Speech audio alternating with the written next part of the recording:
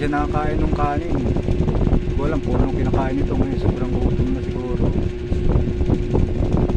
Ayaw tigilan yung kanin sa isda. Nawala na yung maliit ko. May sakit. Lumayas. Baka sa labas nagpakamatay. Itong pumalit ay ganoon din. May sipon din, may sakit din. Itong ampon. Ang bihira. Alam ko kung kanino pusa to. Ayaw na umalis dito. Nilabas ko ng pintuan kanina. Sinara ko yung pinto. Ayaw umalis. Kumakatok doon sa pinto.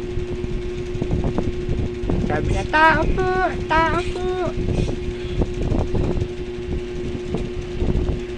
Ayaw na umalis. Baka pinalayas to sa kanila eh. May sipon kasi eh.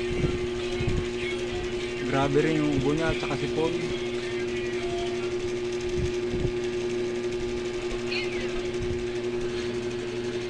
Tapos ayaw umalis sa tabi ng higaan ko. Lagi kong katabi sa higaan. Ito ang bihira.